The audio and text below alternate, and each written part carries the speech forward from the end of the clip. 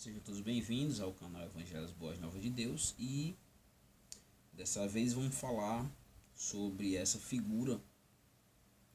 O Espiritismo ele é até conhecido, né? E até o nome dele é até uma parte do nome dele é conhecido porque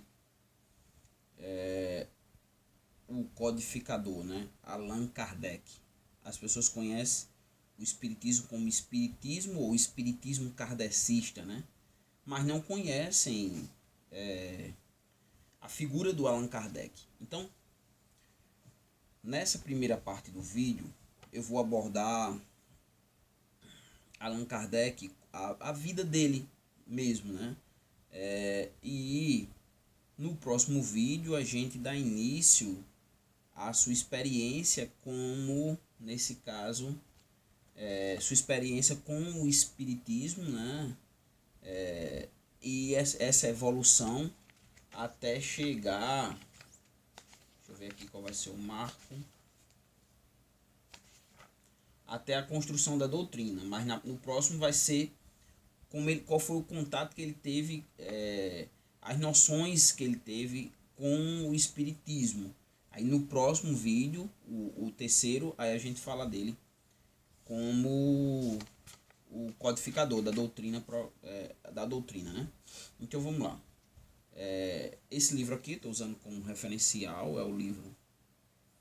esse é o livro da Uninter, o livro texto da matéria Espiritismo, e eu usei ele como referência, né? Então vamos lá. Primeiro o nome dele, né? As pessoas conhecem como Allan Kardec, né? O codificador do Espiritismo, mas não conhecem quem foi a pessoa, né?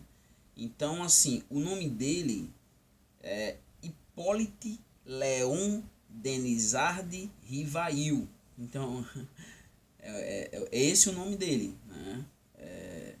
E é pseudopígrafe que ficou Allan Kardec, né? Ele nasceu, Allan Kardec, né? Vamos chamar de Allan Kardec, mas o nome dele é esse, Hippolyte Léon Denisard Rivail. Vamos chamar ele de Allan Kardec porque é como as pessoas conhecem. Ele nasceu na França, em Lyon, né? Em 3 de outubro de 1804. O pai dele, né, Jean-Baptiste Antoine Rivail, né? O pai dele era magistrado, mais precisamente o pai dele era um juiz, né? Então eram pessoas, poderíamos dizer assim, conceituadas, né? A sua mãe, Jeanne Louise Duhamel, né? Jeanne Louise, vamos chamar assim, Jeanne Louise. Era uma moça de família, né?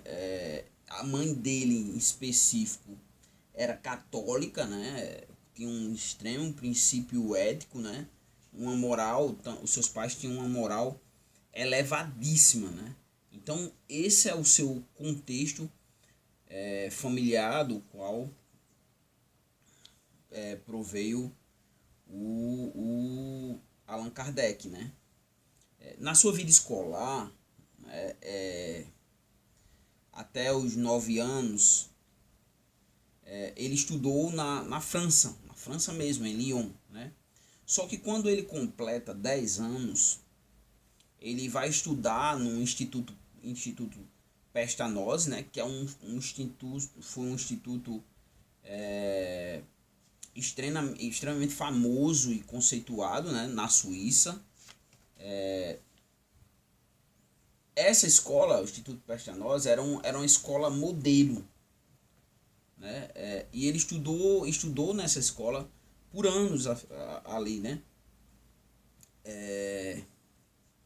E Allan Kardec, na sua vida acadêmica, ele foi influenciado, né? Existem dois personagens que tiveram uma grande influência na vida acadêmica, inclusive no modo como ele lidou com o espiritismo, como ele desenvolveu inclusive a metodologia do espiritismo através de perguntas as entidades, né? E ele trouxe isso do John Ehring Pestanosi, né? 1746, 1827, né? O Pestanosi defendia, né? Ele foi defensor que o conhecimento, a descoberta deveria ser feito através de questionamentos.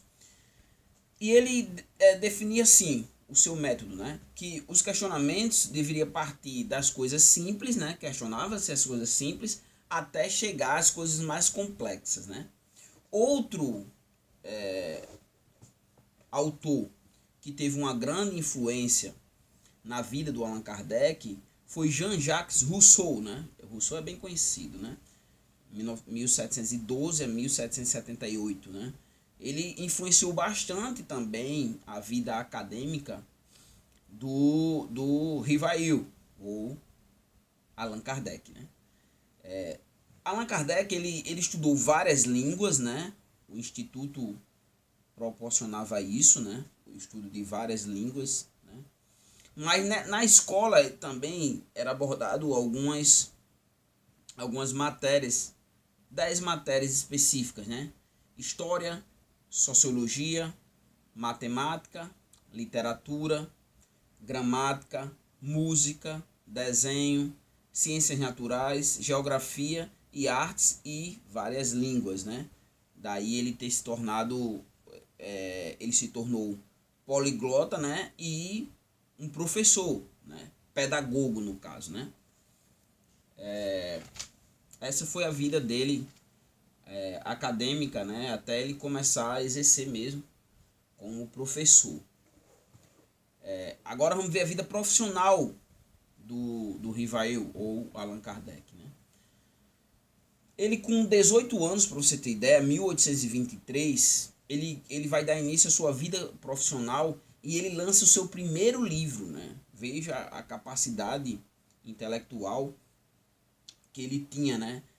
O livro se chamava Curso Prático e Teórico de Aritmética, né? Mas só que não ficou por aí, né? Ele lançou outras obras que serviu inclusive de referência na França, né? Memória sobre a instrução pública, né? Gramática francesa, o sistema de estudos, plano para a educação pública. Esse livro específico ele lançou em 1828, né? Em 1825,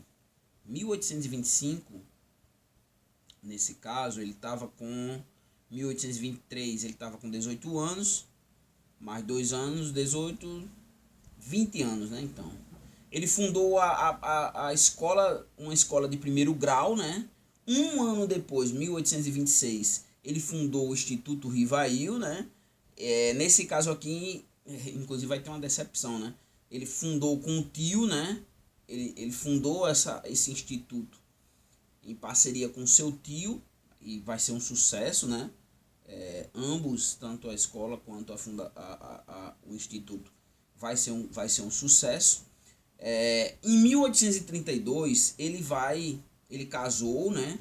O Rivail casou com uma professora também, né? O nome dela Amélia Gabriela Baudet, né?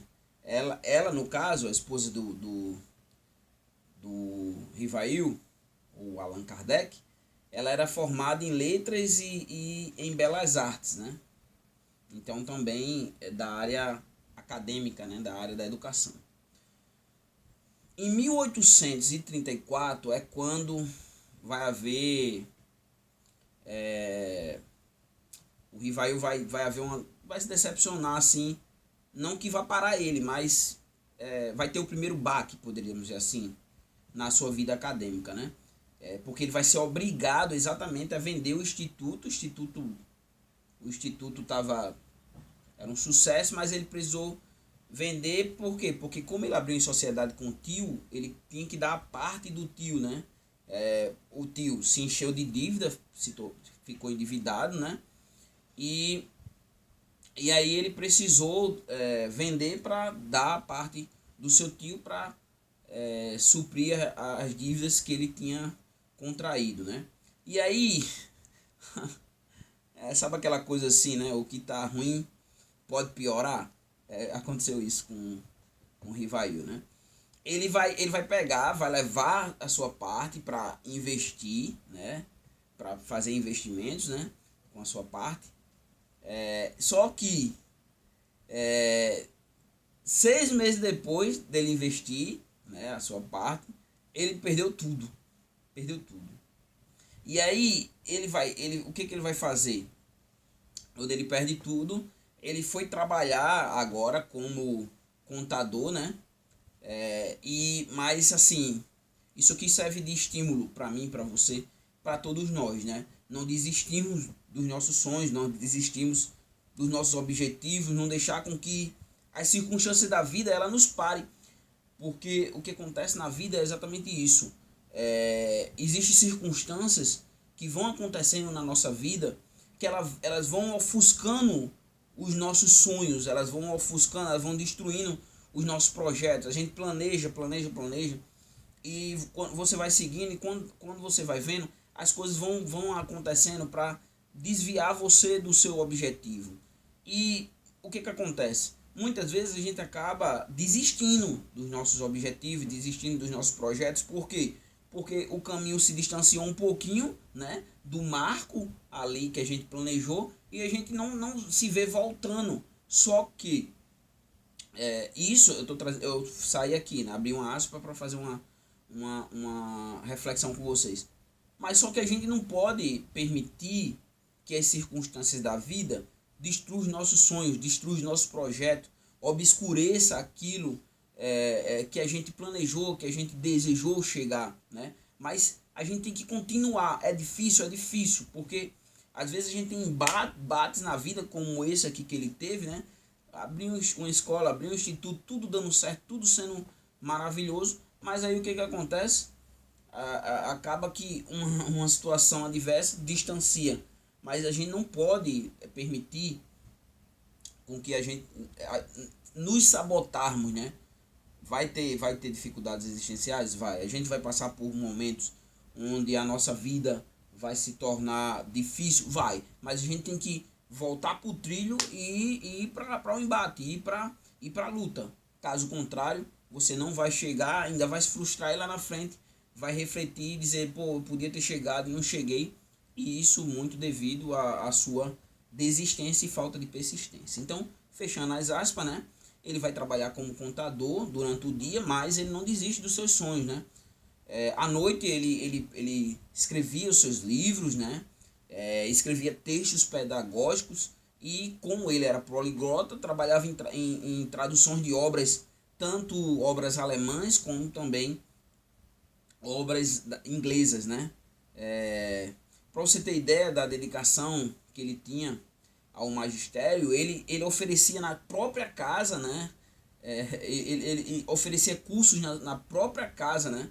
E se preocupou também, uma coisa bem interessante, na inclusão. Ele se preocupou com o ensino das mulheres, que naquela época não era nem bem vista, né? Assim, a educação das mulheres não era tão bem vista, mas ele se preocupou com a educação dessas mulheres, né? Os livros do Rivail, inclusive, eram adotados pela Universidade da França, né? E só o magistério, o Rivail, dedicou da sua vida 30 anos ao magistério, né? Então, serve de exemplo a alguém que queria fazer a diferença e fez, né? Fez a diferença e até hoje faz, né? Através da própria religião e do seu legado acadêmico. Agora, acontece uma coisa na vida dele que vai levar exatamente ele a essa experiência com o espiritismo. Ainda não chegamos ao espiritismo, né? Mas que é ele como magnetizador, né? Ele vai estudar o magnetismo, que ele começa exatamente estudando o magnetismo antigo, né? A partir da Índia, do Egito, da Grécia, né? Roma também, né? Então ele estuda o magnetismo antigo, né? e a partir de praticado na antiguidade, e você vai ver que é o seguinte, no século XVIII e no século XIX, né, o magnetismo era chamado de hipnotismo, né? E essa prática ela sofria grandes preconceitos, né? Grandes preconceitos mesmo. E isso muito devido à desconfiança, né? A desconfiança, os métodos que eram adotados, né? Mas esse método, inclusive, era usado. Deixa eu abrir aqui uma página só para a gente ver aqui um cara que influenciou ele também, que é quem vai levar ele exatamente para ter um encontro com. Mas eu quero ler aqui um texto aqui. Então, era usado por médicos, né? Para tratar exatamente doenças psíquicas, né? Eu quero mostrar aqui como, né? Como que era aplicado. Para a aplicação do agente magnético, também esse agente magnético era denominado de fluido vital, né? Ou eletricidade animizada. O que o magnetizador fazia? Era preciso que tivesse um magnetizador, né? O magnetizador fazia o quê? Provocava o fenômeno, né? E a presença apesar do magnetizador e a presença de um sonâmbulo ou um sensitivo, né? Que era o quê? Era uma pessoa, né? Com uma espécie de dom natural que diante da ordem de seu condutor caía em um estado letárgico, né? E fala ou descreve o que é solicitado, né? Nesse caso aqui, né? No caso da saúde física, o sensitivo tinha a capacidade de ver o órgão do doente e até indicar o remédio para o mal. Então você vê que é disso aqui que vai vir exatamente a parte do espiritismo, a manifestação dos espíritos. Então isso vai despertar no Allan Kardec o entendimento.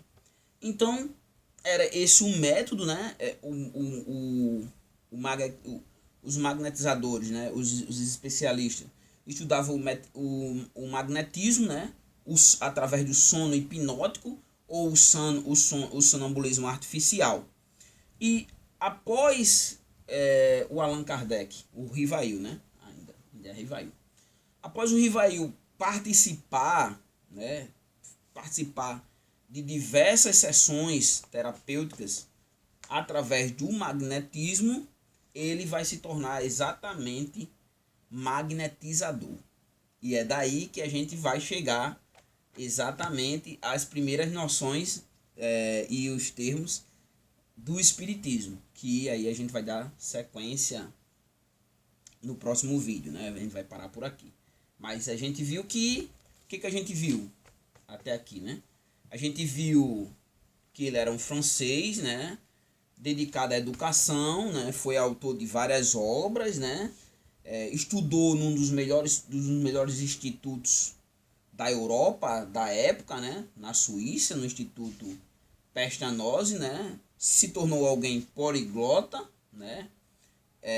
Casou, teve o seu próprio instituto, sua própria escola, e destino ou os espíritos o levaram a estudar o magnetismo e se tornar um magnetizador. Então, no próximo a gente continua com a experiência do Rivail, com as primeiras noções que ele teve do espiritismo, né? Se você não é inscrito no canal, se inscreve aí no canal, para que isso motiva, né? A gente vê o número de seguidores crescendo, motiva, né? Através do nosso trabalho voltado para a educação religiosa, né? E curta aí, dá o teu like, comenta, acrescenta aqui, né? Às vezes passa alguma coisa batida, às vezes a gente aqui expor assim, fazer uma exposição é algo bem complexo, porque você tem que dominar aqui o texto ao mesmo tempo. Às vezes você acaba cometendo erro, então você acrescenta aí, né? O importante é que a gente nos aprofundamos, que nós passamos a conhecer cada vez mais as culturas religiosas. Então é isso, eu agradeço aí e compartilha aí esse vídeo para que outras pessoas passem a conhecer mais um pouco sobre o espiritismo, nesse caso aqui, sobre o Allan Kardec.